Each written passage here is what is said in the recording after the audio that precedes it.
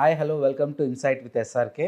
ఈ వారం మనతో పాటు ఉన్నారు డాక్టర్ జయప్రకాష్ నారాయణ గారు. సో డాక్టర్ జేపీ గారి గురించి మీకు ప్రత్యేకంగా చెప్పనవసరం లేదు. కానీ ఈరోజు మాత్రం మనం ఒక 3 అంశాల మీద డాక్టర్ జేపీ గారితో సుదీర్ఘమైనటువంటి చర్చ జరపబోతున్నాం. ఒక మధ్య తరగతి కానీ పేదలు కానీ ఏ రకంగా పేదరికంలోకి పడిపోతున్నారు, సో వారి జీవితాలు బాగుపడాలంటే విద్య, వైద్యం, ఉపాధి ఈ అంశాలు చాలా కీలకమైనవి. సో వాటి గురించి మనం ఇప్పుడు డాక్టర్ జేపీ గారితో మాట్లాడదాం. సార్ నమస్కారం. నమస్తే శివ. సార్ ఈరోజు ఇంటర్వ్యూ నేను ఒక యాక్టర్గా ఒక థియేటర్లో ఒక డైలాగ్ ఉంటుంది సార్, అన్నదాత అన్న నాటికలో. ఆ డైలాగ్తో మొదలు పెడతాను సార్. ఆ నాటికలో నేను మా పిన్ని క్యారెక్టర్కి ఒక డైలాగ్ చెప్తుంటాను సార్. ఇప్పుడున్న రాజకీయ పార్టీలు మేము పేదల కోసం అన్ని వేల కోట్లు ఖర్చు పెట్టాం, ఇన్ని వేల కోట్లు ఉచితాలు పంచాము అని చెప్పి బాకాలు ఊదుతూ ఉంటాయి. ఇన్ని వేల కోట్లు, ఇన్ని లక్షల కోట్లు పంచిపెట్టినా పేదరికం ఏమన్నా ఈసమెత్తు తగ్గిందా అని. రెండవది, ఈ నాయకులు ఓటుకిచ్చే రేటు పెంచుకుంటూ పోయారే కానీ ఓటు అమ్ముకునే పేదల్ని ఏమైనా తగ్గించగలిగారా అన్నది ఆ డైలాగ్ సార్. నేను 2,70,000 కోట్లు ప్రజలకి ఇచ్చాను పథకాల ద్వారా, కానీ నేను ఎందుకు ఓడిపోయాను అని చెప్పి వారు ప్రెస్ మీట్లో చెప్పడం జరిగింది. అంటే అసలు మరి అన్ని వేల కోట్లు పెంచితే పేదరికం తగ్గాలి, కానీ ఇంకా పేదలు ఎందుకు పెరుగుతున్నారు, ఎందుకు ఉచితాల మీద ఆధారపడి ఉంటున్నారు సార్? శివ, ఇది చాలా కీలకమైన ప్రశ్న. అసలు మనకి చాలామందికి అర్థం కానిది, ఊరికే పైపైన మనం మాట్లాడేది ఏంటంటే, ప్రభుత్వం ఎందుకుంది, రాజ్యం ఎందుకుంది. రెండోది మనకు అర్థం కావాల్సింది, ఒక 200 ఏళ్ల క్రితం, 500 ఏళ్ల క్రితం రాజ్యం ఏంటి, ఇప్పుడు ఇవాళ రాజ్యం ఏంటి, ఆర్థిక పరిస్థితి ఏంటి. ఈ రెండు మనకు అర్థం కాకపోతే ఊరికే నేల విడిచి సాము చేస్తాం, ఏదో నోటుకొచ్చినట్టు మాట్లాడుతుంటాం అర్థం పర్థం లేకుండా. అది వ్యక్తుల పేర్లు, పార్టీల పేర్లు పక్కన పెట్టండి, దేశంలో అంతా కూడా చర్చలో స్పష్టత లేదు. జంతువులు బోర్డు ఉన్నాయి కదా మన హిందూ సాంప్రదాయం ప్రకారం. చరాచర జగత్తుల్లో కొన్ని కోట్ల జీవరాశులు ఉన్నాయి కదా, దానిలో జంతువులు చాలా ఉన్నాయి కదా. ఈ జంతువులు మిగతా వాటికి ఏమీ లేనిది ప్రభుత్వం మనకెందుకు వచ్చింది? ఎక్కడైనా పంచతంత్రం కథల్లో మనం చూస్తుంటాం, కానీ ఎక్కడైనా జంతువులు ఒక సభ పెట్టుకున్నాయని కానీ, లేదా ప్రభుత్వం ఏర్పాటు చేసుకున్నాయని కానీ, ప్రభుత్వాన్ని ఎన్నుకున్నాయని కానీ, లేకపోతే వాళ్ళు ఏదో పన్నులు కట్టాయని కానీ లేదు కదా, మనకే వచ్చింది. ఎందుకు వచ్చింది మానవ సమాజానికి? ఏ జంతువుకి లేని రీతిన మానవ సమాజంలో కేవలం ఇన్స్టింక్ట్ మీద ఆధారపడడం కాకుండా మనిషి ప్రవర్తన తన ఆలోచనని బట్టి మలుచుకునే అవకాశం వచ్చింది. జంతువులకు కేవలం అయితే ఆహారం, బతకాలి, మనుగడ, లేకపోతే సంతానోత్పత్తి. ఏ జంతువు అయినా సరే ప్రవర్తన చూస్తే ఈ రెండు చుట్టూ తిరుగుతుంది ఏదో ఒక రూపంలో. ఆ వేటాడడం కోసం కావాలంటే 30-40 కలవచ్చు. ఒక ప్రైడ్ ఆఫ్ లయన్స్ అంటాం, లేకపోతే ఒక ప్యాక్ ఆఫ్ ఉల్స్ అంటాం. అవి కేవలం వేటాడడం కోసం, అంతకుమించి సమాజం అన్న స్పృహ ఉండదు వాటికి. మనకి ఎప్పుడైతే భాష ఉందో, మెదడు పెరిగిందో, ఒక 14-15 ఏళ్ల పాటు పిల్లల్ని పెంచాల్సిన అవసరం ఉందో, ఏ జంతువుకు కూడా పిల్లల్ని పెంచాల్సిన అవసరం లేదు. మానవ జాతిలో మాత్రమే పిల్లల్ని 14-15 ఏళ్ల పాటు సాకితేగానే పిల్లలు పెద్దవాడు కాదు.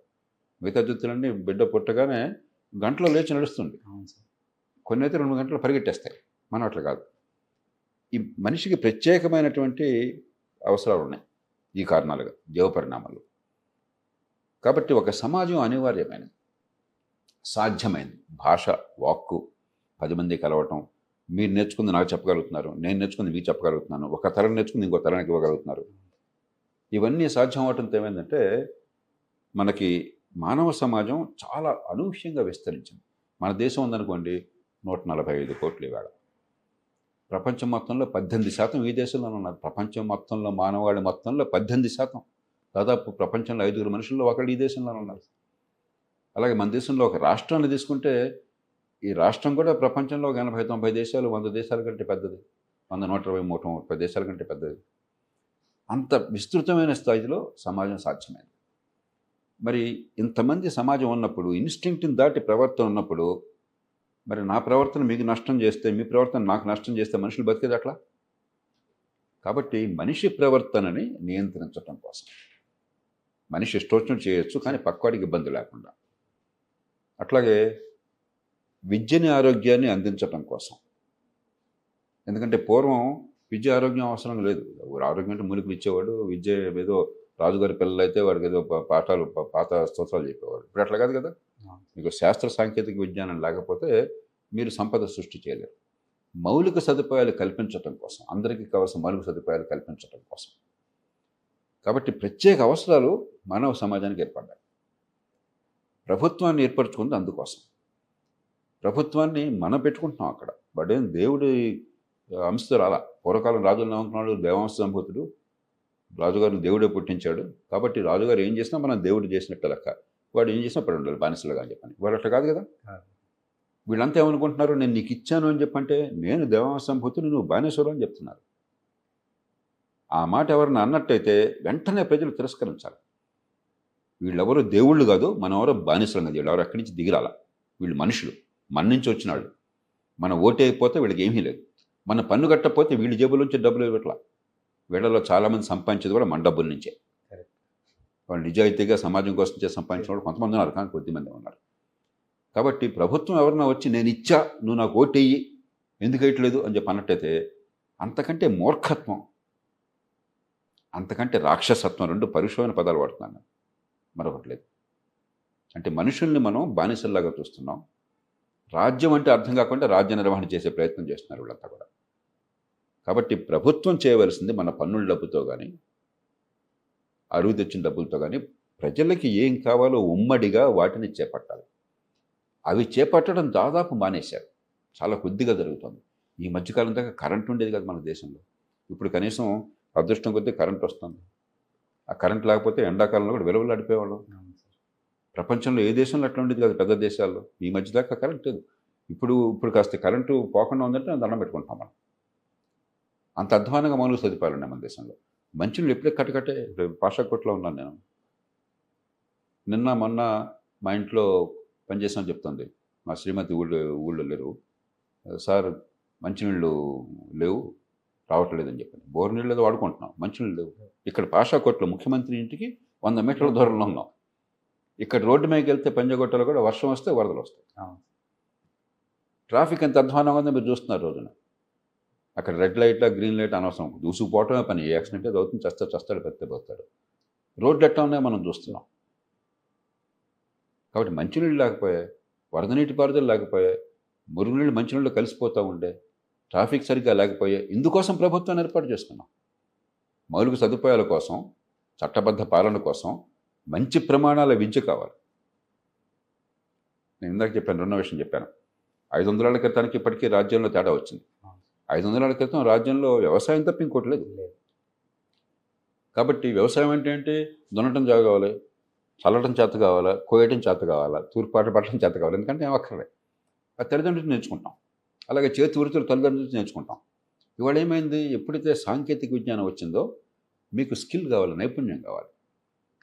ఈ సాంకేతిక విజ్ఞానం ఉపయోగించుకొని సంపద సృష్టించే శక్తి కావాలి. అది విద్య లేకపోతే రాదు. కాబట్టి మంచి విద్య కావాలి, మంచి ఆరోగ్యం కావాలి.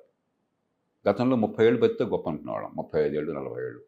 ఎవరో 10 మందిలో ఒకళ్ళు 70-80 ఏళ్ళు బతితే మనం చెప్తుంటే మా తాతగారు చాలా దృఢంగా ఉండేవాళ్ళు. మిగతా వాళ్ళందరూ డామని చనిపోయేవాళ్ళు. 20 ఏళ్ళకో 10 ఏళ్ళకో పుట్టినప్పుడు చనిపోయేవాళ్ళు. ఇలా కాదు కదా. సగటు జీవితం ఈ దేశంలో 70 ఏళ్ళు, మన దేశంలో కూడా. మరి 32 ఏళ్ళు స్వతంత్రం వచ్చినప్పుడు ఈ 70 ఏళ్ళ జీవితం లేకపోతే 80 ఏళ్ళ జీవితం ఆనందంగా ఉండాలా, నొప్పి లేకుండా ఉండాలా, మరి దృఢంగా ఉండాలా, పనిచేసే శక్తి ఉండాలి, కాబట్టి ఆరోగ్యంగా ఉండాలి. ఇవన్నీ కొత్తగా వచ్చినాయి. ఆధునిక యుగంలోనే విద్య, ఆరోగ్యం ప్రభుత్వాల బాధ్యతలని. ఎందుకంటే విద్య లేకపోతే సంపద లేదు. ఇప్పుడు 500 ఏళ్ల క్రితం అట్లా కాదు. అక్బర్ కాలంలో విద్య ఉందో లేదో ఎవరు చూడాల, అశోకుడి కాలంలో విద్య ఉందో లేదో ఎవరు చూడాల, హర్షుడి కాలంలో విద్య ఉందో లేదో ఎవరు చూడాల. కానీ ఇప్పుడు అట్లా కాదు. విద్య లేకపోతే ఆ దేశం పరమనాశనం అయినట్లే. కాబట్టి ప్రభుత్వం పాత్ర ఏమిటని స్పష్టంగా అర్థమైతే వీళ్ళు ప్రభుత్వం ఏదైతే ఉమ్మడి సౌకర్యాల కోసం చేయాలో దాన్ని చేయకుండా నిర్లక్ష్యం చేసి, అసమర్థత కానీ, నేరసమాన నిర్లక్ష్యం కానీ, అహంకారం కానీ, ఈ సామాన్యుల పిల్లలు బాగుపడితే మా పిల్లలతో సమానం అవుతారన్న భావం కావచ్చు, లేకపోతే వీళ్ళని మోసం చేసో డబ్బులు ఇచ్చో ఓటు పొంది అధికారం పొందొచ్చు. ఇప్పుడు వాళ్ళకి తెలివి వస్తే, ఆలోచన వస్తే అలా సాధ్యం కాదని చెప్పిన భావంతో కావచ్చు, ఏ కారణం ఉన్నా కానివ్వండి, ఏ ప్రభుత్వం ఏదైతే ఉమ్మడి సౌకర్యాల కోసం చేయాలో దాన్ని పూర్తిగా పక్కన పెట్టేసి అధ్వాన్నంగా చేసి తాత్కాలికంగా వ్యక్తిగత సాయాన్ని ఇచ్చి నేను దానం చేస్తున్నా, నువ్వు నాకు ఓటీ ఇయ్యి. వీడు దానకర్ణుడు, మందు పుచ్చుకునే చెయ్యి. వాడెక్కడ వాడి తండ్రిలో తాతో ఇచ్చిన ఆస్తులను తాకట్టు పెట్టేవట్లా. మన డబ్బులు దోచుకుంటున్నారు. అది కాకుండా మిగతా మన డబ్బులు మళ్ళీ మనకు కొంత పంచుతున్నారు, మిగతా అంతా కంకెరేం చేసి. సార్ ఇందులో ఒక మెయిన్ అంశం ఏంటంటే సార్ 2,70,000 కోట్లు పెంచాలన్నది అది బాగానే ఉంది సార్. కానీ 5 సంవత్సరాలకి బడ్జెట్ చూసుకుంటే 10 లక్షల కోట్ల పైనే అవుతుంది. సో ఈ 2,70,000 కోట్లు ఆన్లైన్లో పడ్డాయి, ప్రతి ఒక్కరికి లెక్క ఉందంటారు. కానీ మిగతా 7.5 లక్షల కోట్ల వరకు విషయం ఏమిటి సార్? ఇది ప్రజల నుంచి రావాలి. ఈ 10 లక్షల కోట్లు ఎందుకు ఖర్చు పెట్టాలని మనం సంకల్పించామో సమాజంగా అంటే, ఇందాక నేను చెప్పిన దానికోసం చట్టబద్ధ పాలన, మౌలిక సమాజంలో శాంతి భద్రతలు, మౌలిక సదుపాయాలు, విద్య, విద్య, ఆరోగ్యం. వీటికి సరిగ్గా చేయకుండా అయితే దానికి సరిగ్గా వినియోగించట్లా. ఖర్చు పెట్టినా ఖర్చు కనిపిస్తోంది, జీతభత్యాలు అవి ఇవి, కానీ పని జరగట్లా. నువ్వు ఖర్చు పెట్టినా పని జరగకపోతే నాకు ఉపయోగం ఉంది. ఖర్చు పెట్టినా కూడా విద్య ఉందనుకోండి, బ్రహ్మాండంగా ఖర్చు పెడుతున్నారు. నేను ఎన్నోసార్లు చెప్తున్నాను, తెలుగు రాష్ట్రాల్లో ఒక్కొక్క బిడ్డకి 80-90 వేలు స్కూల్ విద్య ఖర్చు పెడుతున్నారు. 80-90 వేలు శివ మనందరికీ తెలుసు. ఈ దేశంలో అదేం తక్కువ డబ్బు కాదు. అవును సార్. మనం అమెరికాలో లేము, బ్రిటన్లో లేము. కొనుగోలు శక్తి రీత్యా మనకి పేరుకి అక్కడ డాలర్కి 83-84 రూపాయలు ఉన్నా కూడా నిజానికి కొనుగోలు శక్తి రీత్యా మనకి డాలర్కి ఇక్కడ 15-20 రూపాయల కంటే ఎక్కువ ఉండదు. మనం నాకు అమెరికాలో వాళ్ళు చెప్తున్నారు, ఒక పౌండ్ టొమాటో, పౌండ్ అంటే 450 గ్రాములు, అరకిలో కంటే తక్కువ కొంటే $3 అయిందంట. ఇంతంత ఖర్చు అయిపోతుంది, నమ్మపోతున్నారు. కాబట్టి కొనుగోలు శక్తి రీత్యా చూస్తే ఇది చిన్న డబ్బు కాదు, చాలా పెద్ద మొత్తం. మీరు ఎంత ఖర్చు పెట్టాలని చెప్తే నాకు ఉపయోగం ఏంటి? పిల్లల మీద వికసించాలి కదా. ఈ స్కూళ్ళకి వెళ్ళే పిల్లలు ఆ నైపుణ్యాన్ని పొంది హాయిగా గౌరవంగా బతకగలిగే శక్తి రావాలి కదా, సంపాదించే శక్తి రావాలి కదా. కాబట్టి అయితే డబ్బు దుర్వినియోగం అవుతుంది, లేకపోతే సరిగ్గా కేటాయించట్లేదు, ఎక్కడ అవసరం అక్కడ కేటాయించట్లేదు. కేటాయిస్తే ఫలితం ఇవ్వట్లేదు. అంటే కేవలం ఉద్యోగాలు ఇచ్చామో జీతాలు ఇచ్చామో అని చెప్తున్నారు తప్పితే ఫలితాలు. ఈ సమాజం పోషించింది మమ్మల్ని, సమాజం డబ్బులు ఇస్తుంది, సమాజం కోసం ఉమ్మడి సౌకర్యాలు కల్పించాలి, ఇవి కల్పిస్తున్నాం అని చెప్పలేకపోతున్నారు. అంచేత ఈ మిగతా మేజర్ 7,70,000, 8 లక్షలు, 9 లక్షల కోట్లు ఉంది కదా, ఈ మొత్తం డబ్బంతా కూడా జీతభత్యాలకి, ఆమ్యామ్యాలకి, వాడు తినడానికి మరి బోర్డుని ఖర్చు పెడుతున్నారు. ఎలక్షన్లో వాళ్ళు తినాలి కదా. నాయకులు ఎవరన్నా బేదలయ్యారా? లేదు సార్. నాయకులు ఎవరన్నా నాకు చెప్పండి. పూర్వకాలం చెప్తుంటారు 30 ఏళ్ల క్రితం ఎమ్మెల్యేగా ఉన్నాడు, పాప ఆయన బేదరికంలో ఉన్నాడని చెప్పని. అలా ఇప్పుడు ఆనాడు కూడా 100 ఉండేవాళ్ళు, ప్రకాశం పంతులు గారు లాంటి వాళ్ళు. కానీ మిగతా వాళ్ళు దోచుకునేవాళ్ళు కాదు, ఏదో గౌరవప్రదంగా బతికేవాళ్ళు. ఇవాళ నాయకులు బేదలైన రోజంతా మీకు ఎక్కడ కనిపించిందా? లేదు కదా. కాబట్టి వాళ్ళు కంకేరేం చేయాలా, వాళ్ళ ఉద్యోగుల్ని పోషించాలా, వాళ్ళు పని చేయకపోయినా కూడా. మిగతా అంతా కూడా కొంత మిగిలినంతా పంచిపెట్టేసి బ్రహ్మాండంగా చేసామని చెప్పుకోవాలి. సార్ ఇందులో ఒక 2 అంశాలు తీసుకుంటే సార్, ఎడ్యుకేషన్కి సంబంధించి ఒక్కొక్క స్టూడెంట్కి 80,000-90,000 ఖర్చు పెడుతున్నారు. గవర్నమెంట్ స్కూల్స్లోకి పిల్లల్ని పంపిస్తున్నారు, అక్కడ ఎడ్యుకేషన్ అందట్లేదు, ఇన్ఫ్రాస్ట్రక్చర్ లేదు. ఇన్ఫ్రాస్ట్రక్చర్ ఉన్నా స్కిల్స్ లేవు, క్వాలిటీ ఆఫ్ ఎడ్యుకేషన్ అందట్లేదు. అదే పేదలు వాళ్ళ సొంత డబ్బు ఖర్చు పెట్టుకుని 30,000-40,000లో ఒక స్కూల్స్ కొంచెం వీటికంటే బెటర్ స్కూల్స్లో వేసుకుందాం అని చెప్పి సొంత డబ్బులు ఖర్చు పెట్టుకుని అప్పుల్లో కూరుకుపోతున్నారు. వారికి 40,000 ఖర్చు అయినా వీటికంటే బెటర్ ఎడ్యుకేషన్ దొరుకుతుందని ఒక నమ్మకంతో అక్కడికి వెళ్తున్నారు సార్. అసలు ఈ 90,000ని మనము వాళ్ళకి డైరెక్ట్గా క్యాష్ ఇవ్వకుండా ఏ కూపన్ రూపంలోనూ ఒక 45,000, 50,000 ఒక్కొక్క విద్యార్థికి ఆ స్కూల్స్ బట్టి మనం కూపన్ రూపంలో ఇచ్చి, మీ ఇష్టం వచ్చిన స్కూల్స్లో జాయిన్ చేసుకోండి, ఈ కూపన్ గవర్నమెంట్ ఇస్తుంది, మీరు దాన్ని స్కూల్స్ ఏమో వెళ్ళి గవర్నమెంట్ ఇచ్చుకుంటే దాన్ని క్యాష్ చేసుకోవచ్చు అని ఒక అట్లాంటివి తెస్తే వాళ్ళకి నచ్చిన స్కూల్స్లో వేసుకుంటారు. రెండోది క్వాలిటీ, అంటే అప్పుడు స్కూల్స్లో కూడా పోటీ పెరిగి అవి విద్యార్థులను ఆకర్షించడానికి వాళ్ళ స్కిల్స్ కానీ లేకపోతే మిగతా ఫెసిలిటీస్, స్పోర్ట్స్ అనుకోండి, ఎడ్యుకేషన్ అనుకోండి, లేకపోతే ల్యాబ్స్ అనుకోండి, ఇవన్నీ డెవలప్ చేసుకుని అట్రాక్ట్ చేయడానికి ట్రై చేస్తారు. సో వీటి సైడ్ ఎక్కువ ఆలోచించకుండా ఎందుకు కేవలం మీరు మంచి ప్రశ్న గమనిస్తారు.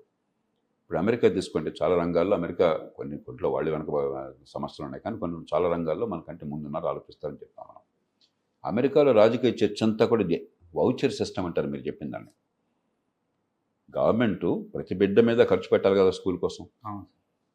ఆ డబ్బు ఎంతో లెక్కేసి ఆ డబ్బు ఆ తల్లిదండ్రులకి ఇచ్చేయండి. చదువు విధిగా కావాలి పిల్లలకి, ఎక్కడ ఎట్లా అన్నది ఈ డబ్బుతో మీరు నిర్ణయించుకోండి. కరెక్ట్. దాన్ని వౌచర్ సిస్టమ్ అంటారు. రిపబ్లికన్ పార్టీ ప్రధానంగా వాడు రాష్ట్రాల్లో ఎక్కడ అధికారులు ఉంటే వాడు దాన్ని ప్రతిపాదిస్తుంటారు. ఈ మధ్యకాలంలో వర్జీనియా గవర్నర్గా ఒక ఆయన ఎన్నికైనాడు ప్రధానంగా ఈ అంశం మీద. వౌచర్ సిస్టమ్, మన పిల్లలకి చదువు కావాలా, గవర్నమెంట్ స్కూల్కి వెళ్ళి మీరు నష్టపోయేది ఏంటి, మీరు ఎక్కడ కావాలో మీరు నిర్ణయించుకోండి, ఆ డబ్బు మీకు మీ చేతికి వచ్చేస్తుంది. దాని మీద ప్రజలు బ్రహ్మాండంగా స్పందించి ఆయన ఓటేసి గవర్నర్ చేశారు, రాష్ట్ర గవర్నర్గా. డెమోక్రాటిక్ పార్టీ టీచర్ల యూనియన్లు, టీచర్ల జీతాలు, టీచర్లకి సామూహికమైన హక్కులు, వాళ్ళ నుంచి బాగా విరాళాలు తీసుకుంటారు, వాళ్ళు వ్యతిరేకిస్తుంటారు. మన దేశంలో ఆ గొడవ లేదు. ఎందుకంటే నిరుపేదల పిల్లలు మీరు చెప్పినట్టుగా రిక్షా కార్మికులు, తోపుడు బళ్లతో కూరగాయలు అమ్ముకునేవాళ్ళు, ట్యాక్సీ నడిపేవాళ్ళు, వీళ్ళలో చాలామంది శక్తికి మించి ఖర్చు పెట్టి ప్రైవేట్ స్కూల్లో పంపించేస్తున్నారు. అంటే మన దేశంలో వాళ్ళ కాళ్ళతో ఓటేసేస్తున్నారు. వోచర్ సిస్టమ్ కావాలని ఈ దేశంలో సామాన్య ప్రజలంతా కూడా కోరుకుంటున్నారు. అంటే దీని వెనకాల ఏంటి? వౌచర్ కావచ్చు, గవర్నమెంట్ స్కూల్ కావచ్చు, ఇంకోటి కావచ్చు, ఎంత ఖర్చు పెట్టారు కాదు నాకు కావాల్సింది, పిల్లలకి ఏ మేరకు విద్య అబ్బింది. తెలివితేటల్ని దేవుడిని నమ్మితే దేవుడు లేకపోతే ప్రకృతి అందరికీ పంచింది. అందుకనే చాలా పేద కుటుంబాల్లో కూడా, తల్లిదండ్రులు చదువులేని కుటుంబాల్లో కూడా కొన్ని సందర్భాల్లో అబ్బురం అనిపించే తెలివితేటలు కనిపిస్తాయి. ఈ కూరగాయలు మార్కెట్లో అమ్ముకుంటుంటే నేను చూస్తూ ఉంటాను, కొందరిలో ఎంత చలాకీతనం ఉంటుందో, ఎంత ఆలోచన, మాటల నేర్పరితనము, అమ్మటంలోనూ నైపుణ్యము, వ్యాపార దక్షత, పద్ధతి ఎంత బ్రహ్మాండంగా ఉంటారు. ఎందుకంటే ప్రకృతి సహజంగా అందరికీ పంచింది. విద్య ఏం చేయాలంటే ఆ ప్రకృతి ఇచ్చినటువంటి శక్తిని బయటికి తీసుకురావాలి, ఆధునిక సాంకేతిక పరిజ్ఞానాన్ని అందించాలి. అప్పుడేమవుతుంది? ఈ ప్రపంచంలో గౌరవంగా బతకగలుగుతారు, సంపాదించగలుగుతారు. నైపుణ్యం లేకపోతే ఇప్పుడు కెమెరా ఉంది, మనం రికార్డ్ చేస్తున్నాడని కెమెరా ఏంటో తెలియకపోతే ఆయన కూర్చోబెట్టి మీరు జీతం ఇవ్వగలుగుతారా? ఆయన మనకి ఇది రికార్డ్ చేయగలుగుతున్నాడు కాబట్టే కదా. మరొక ఆయన ఇంకొక పని చేయాలి, మరొక ఆయన ఇంకో పని చేయాలి. అది నైపుణ్యం కావాలి దానికి. ఆ విద్య నైపుణ్యాన్ని ఇవ్వాలి. ఎంత ఖర్చు పెట్టామో నాకెందుకు, ఎన్ని బిల్డింగ్లు కడితే నాకేం కావాలా, అవన్నీ వద్దని అంటారులే. కానీ దాంతో విద్య కాదు. అందుకని మనం ప్రభుత్వం కావచ్చు, ప్రైవేట్ కావచ్చు, ఈ దేశంలో పిల్లలు ప్రభుత్వం బాధ్యత. పిల్లలకి మంచి విద్య అంతరం ప్రభుత్వం బాధ్యత. డబ్బున్న వాళ్ళు పోనీ మేము ఖరీదైన స్కూల్లో ₹1,00,000 పెట్టుకుంటాం అంటే మీ ఇష్టం, సెంట్రల్ కమిషన్ పెట్టుకోండి, మీ తంటాలు మీరు పడతారు, మీకు చదువు ఉంది, మీకు డబ్బు ఉంది, చూసుకుంటారు. కానీ 190 మందికి అవకాశం లేదు.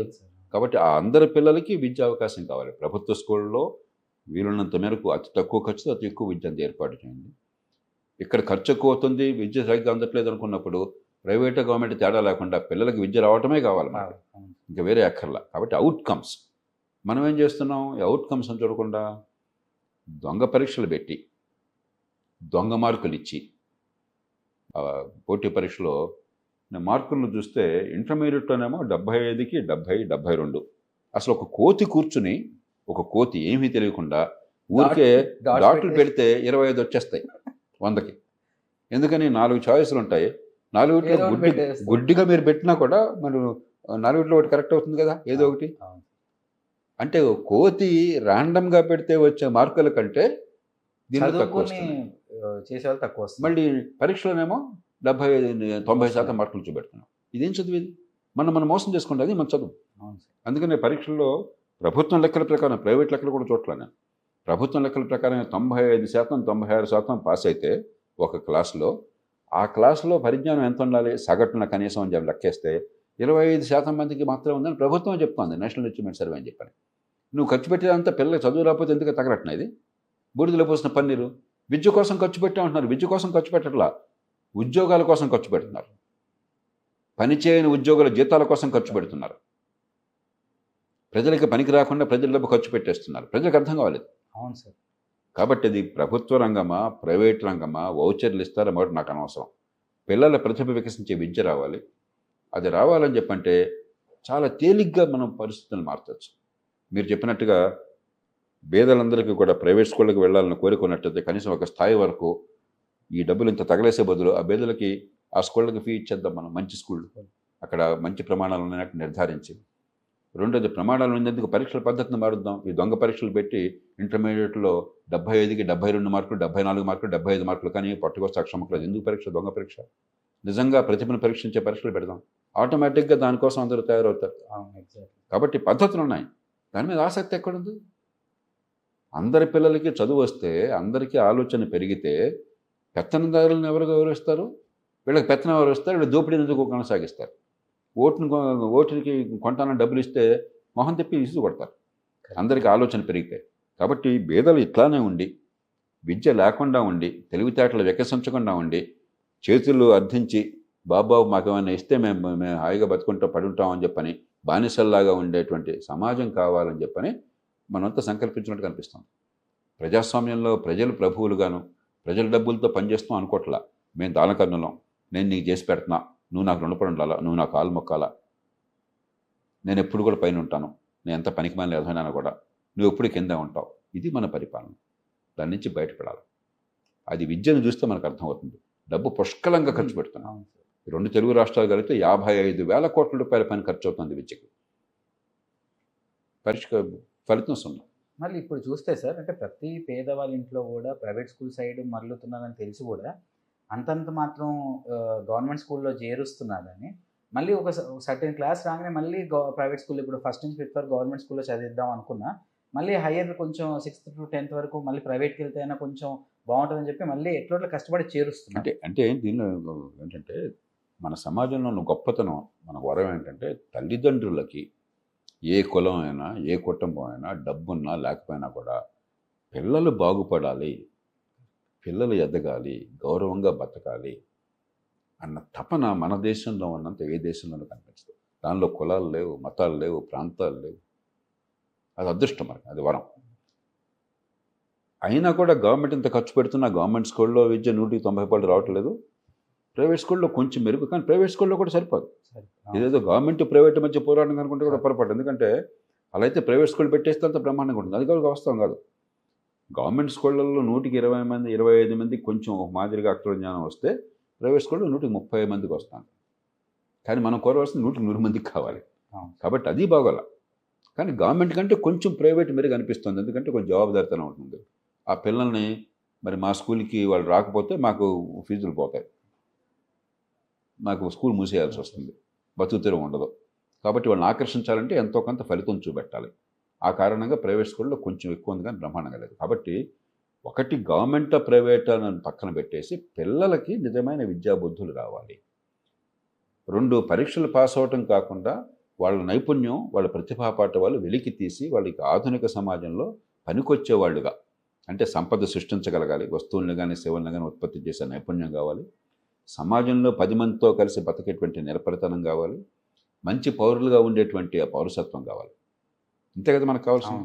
విద్య నుంచి రావాల్సింది ఈ 3. మనకంతే విద్య వచ్చినట్టు, లేకపోతే విద్య రానట్టు. పరీక్షల్లో మార్కులు ఎందుకు చూపితే లక్ష్యం ఏంటి? కాబట్టి మన దృష్టి అంతా కూడా గవర్నమెంట్ ప్రైవేట్ అని కాకుండా ఈ ప్రతి బిడ్డకి కూడా దేశంలో, రాష్ట్రంలో ఏ కులమైనా సరే, తల్లిదండ్రులు చదువున్నా లేకపోయినా, పేదలైనా సరే, గ్రామమైనా నగరమైనా సరే తేడా లేకుండా ఆ పిల్లల ప్రతిభ వికసించే విద్య రావాలి. 100కి 100 సమానం చేయలేం. కోటీశ్వరుల పిల్లలకి కోటీశ్వరుల అవకాశాలు ఉంటాయి, నేను కాదంటలే. అదే సమయంలో మా నాన్న కోట్లు ఉన్నాయి కదా, నేను పని చేయక్కర్లని చెప్పి అలసత్వం కూడా ఉంటుంది. పేదల పిల్లలకి మీరు సకల సౌకర్యాలు ఇవ్వలేకపోయినా, ఎయిర్ కండిషన్ రూమ్స్ ఇవ్వలేకపోయినా కూడా ప్రతిభ వికసించే విద్య అందిస్తే అక్కడ తపన ఉంటుంది, మేము ఎదగాలి, మేము కష్టపడాలి. మరి తల్లిదండ్రులకు కూడా తపన ఉంటుంది. మాలా కాకుండా వాళ్ళ ప్రతిభ ఉపయోగించి వాళ్ళు పెద్దవాళ్ళు కావాలని కోరిక ఉంటుంది. ఆ కోరిక తగ్గట్టుగా ఎదిగే అవకాశాన్ని మనం ఇవ్వాలి. అది చాలా తేలిక ఇవ్వాలి. ఎందుకంటే డబ్బుల సమస్య కాదు, లక్షల కోట్లు ఖర్చు పెడుతున్నాం. విద్య మీద మనం పెడుతున్న ఖర్చు అపారమైన ఖర్చు, వృధాగా బూడిదలో పోసిన పన్నీరు అవుతుంది. అందుకని ప్రభుత్వాలు ఎంతసేపటికి ఎంతమందికి ఉద్యోగాలు ఇచ్చాం, ఎంత ఖర్చు పెట్టాం, నాకెందుకు ఉద్యోగం కోసం కాదు ప్రభుత్వం ఉన్నది. ప్రభుత్వం అన్నది ప్రజలకి ఉమ్మడి సౌకర్యాలు అందించడం కోసం, సేవలు అందించడం కోసం. దానిలో ఒక కీలకమైన అంశం విద్య. ఉదాహరణకి అది ఏ మేరకు విద్య అందిందో చూడాలి, కానీ ఎంతమంది అధ్యాపకులను పెట్టామో కాదు, ఎన్ని బిల్డింగులు కట్టామని కాదు, ఎన్ని కోట్లు ఖర్చు పెట్టామని కాదు, ఎంతమంది పిల్లల బుద్ధి వికసించిందని చెప్పాను. సార్, దీంట్లో నేను ఓచర్ సిస్టమ్ని ప్రపోజ్ చేసింది ఎందుకంటే సార్, నా దగ్గర ఓచర్ ఉంటే నేను ధైర్యంగా వెళ్ళి అడగగలుగుతాను, ఎంత చదువు చెప్తున్నారు, ఎలాంటి చదువు చెప్తున్నారు, నేను వెళ్ళి క్వశ్చన్ చేయగలుగుతాను. ఇప్పుడు గవర్నమెంట్ స్కూల్లో మనం 80-90 వేలు ఖర్చు పెట్టినా పేరెంట్స్ వెళ్ళి అడిగే ధైర్యం చేయరు సార్, ఎందుకంటే ప్రభుత్వం ఫ్రీగా చదివిస్తుంది. మనం ఏదో ఒక రకంగా ఆ చాయిస్, దీన్ని చాయిస్ అంటారు. తల్లిదండ్రులకేమో ఎంచుకునే స్వేచ్ఛ, విద్యను అందించే వాళ్ళ మధ్యనేమో పోటీ. అది గవర్నమెంట్ కావచ్చు, ప్రైవేట్ కావచ్చు, ఆ మార్గానికి వెళ్ళాలి.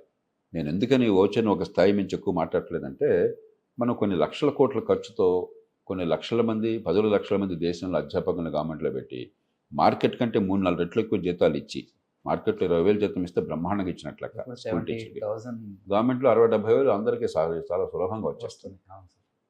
అవి చేసినా కూడా మనకి విద్య అందట్లా. ఇప్పుడు ఒక్కసారిగా వీళ్ళందరినీ మనం తీసేయాలి. కాబట్టి మన లక్ష్యం ఏమిటంటే పిల్లలకి విద్య రావాలి. దానికోసం చెప్పిన వౌచర్లు వీలుంటే వౌచర్లు దానికి మార్గాలు ఉన్నాయి. లోతుకెళ్ళొచ్చు కావాలంటే రకరకాల పద్ధతులు ఉన్నాయి. కానీ మనకేం చేస్తున్నారంటే అసలు పిల్లల విద్య అనేది ప్రధానం కాకుండా నిన్న మొన్న కూడా పత్రికల్లో రాష్ట్రంలో చూశాను. ఇప్పటికి కూడా హైదరాబాద్ నగరంలో చాలా స్కూళ్ళల్లో పేరుకి స్కూల్ ఉంది, 2, 3, 5 టీచర్లు ఉంటారు. 8 పిల్లలు ఒక స్కూల్లో, 3 పిల్లలు ఒక స్కూల్లో, 2 పిల్లలు ఒక స్కూల్లో. దానికి మొత్తం లక్షలు మాత్రం ఖర్చు. నేను ఎప్పుడో శాసనసభలో ప్రవేశపెట్టాను. ఒక ప్రశ్న చొప్పున లేవనెత్తే అప్పుడు తెలంగాణ ఉద్యమం ఉధృతంగా ఉన్న కాలంలో కూడా శాసనసభ్యులు అన్ని పార్టీలను పక్కన పెట్టేసి చాలా ఆసక్తిగా చర్చలో పాల్గొన్నారు. 4 గంటలు చర్చ జరిగింది. నేను బయటపెట్టింది ఏమిటి అన్నాడు, దాదాపు 100 స్కూళ్లలో ఆనాటి ఆంధ్రప్రదేశ్ ఉమ్మడి రాష్ట్రంలో పిల్లల కంటే టీచర్ల సంఖ్య ఎక్కువ ఉన్నది. Correct sir. అవును. అప్పుడు అసలు నేను పొరపాటు చెప్పడంలా. 2 పిల్లలు దానిలో ఎన్రోల్ అయితే 3 టీచర్లు ఉన్న సందర్భాలు 100 ఉన్నాయి రాష్ట్రంలో. అదే సమయంలో 300 మంది పిల్లలుంటే 2 టీచర్లు కూడా స్కూళ్ళు కూడా ఉన్నాయి. అప్పటి నుంచే ఆనాడు ఆ సభలో శాసనసభ నుంచి వచ్చిన ఒత్తిడి వల్ల అన్ని పార్టీలకు అతీతంగా అప్పటి నుంచి రేషనలైజేషన్ అన్నారు. కాస్త స్కూల్ అంటే ఒక 100 మంది పిల్లలు ఉండాలి, ఒక 5 టీచర్లు ఉండాలి, 5 క్లాస్ రూమ్స్ ఉండాలి, అంతేగాని ఊరికి విసిరేసినట్టు ఉండేసి నటిస్తే ఉపయోగంలో జీతాలు ఇచ్చి అని చెప్పని.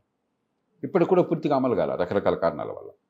అంచేత మనకి ఎంతసేపటికి టీచర్ల రిక్రూట్మెంట్ కాదు మన సమస్య. మనకి టీచర్లు 16-17 మంది పిల్లలకి ఒక టీచర్ ఉన్నారు మనకి. అంటే అధ్యాపకులు విద్యార్థుల నిష్పత్తి అద్భుతంగా ఉంది గవర్నమెంట్లో. దాన్ని ఉన్నదాన్ని నాశనం చేస్తున్నాం. ఎందుకని 2 పిల్లలు ఉంటే 3 టీచర్లు, 100 మంది పిల్లలు ఉంటే 1 టీచర్, అలా మనం తప్పు చేస్తున్నాం. అధ్యాపకులు లేక కాదు. కాబట్టి కొత్తగా టీచర్లు రావడం కాదు, ఉన్న టీచర్లతో విద్య అందటం ఎలా చేయాలని ఆలోచించాలి. గతంలో తప్పుల్ని సవరించి ఎలా మార్పులు చేయాలో ఆలోచించాలి. అసలు ఆలోచన లేనే లేదు. ఎంతసేపటికి మన చర్చ అంతా ఇప్పటిదాకా స్కూళ్ళల్లో పిల్లల్ని పంపించామా లేదా, 100 మంది స్కూళ్ళకి వెళ్తున్నారు. అది ఎప్పుడు 100 ఏళ్ల క్రితం చర్చ. అది ఈవేళ చర్చ ఏం కావాలి, పిల్లల బుద్ధి ఏ మేరకు వికసించింది. స్కూల్కి వెళ్ళి ఊరికే ఉత్సవగ్రహంలో కూర్చుంటే విద్య వచ్చినట్టేనా, జపం చేస్తూ ఉంటే అక్కడ కళ్ళు మూసుకుని విద్య రావాలి కదా, మేధస్సు వికసించాలి కదా, మనసు తెరుచుకోవాలి కదా, అందుకు కదా విద్యకు పంపించేది. అందుకని అసలు చర్చ ముందు పార్టీల్లో కానీ, మీడియాలో కానీ, చట్టసభల్లో కానీ చాలా పైపైన ఉపరితలం మీద చర్చ జరుగుతుంది. ప్రజల డబ్బు ఖర్చు పెడితే, మన ఇంట్లో మనం ఖర్చు పెడితే, ఒకరు 100 రూపాయలు ఖర్చు పెడితే 100 రూపాయలకి తగ్గ విలువ ఉన్న వస్తువు కావాలని కోరుకుంటాం. ఆ సేవ కావాలని 100 రూపాయలు విచ్చలవిడిగా కూడా ఖర్చు పెట్టాడు మూర్ఖుడైతే తప్ప. మరి ప్రజలందరూ కలిసి డబ్బులు ఇస్తుంటే, నిరుపేదలు కూడా పన్నులు కడుతుంటే, కొన్ని లక్షల కోట్ల రూపాయలు ప్రభుత్వానికి ధారాతత్వం చేస్తుంటే, అదన్నా తగలేస్తే ఎట్లాగా, బూడిదలో పోసిన పన్నీరైతే ఎట్లాగా? దాని డబ్బు నుంచి నాకు విలువ రావాలి కదా, ఆ డబ్బు ఖర్చుకు నాకు లాభం రావాలి కదా, ప్రజలకి, ఈ దేశంలో ముఖ్యంగా పేదలకు రావాలి కదా. అది రాకపోతే మీరు ఎంత ఖర్చు పెడితే నాకేం కావాలి? ఆ చర్చ ఏమైనా వస్తుందని చూడండి ఒకసారి. లేదు సార్. అది సమస్య.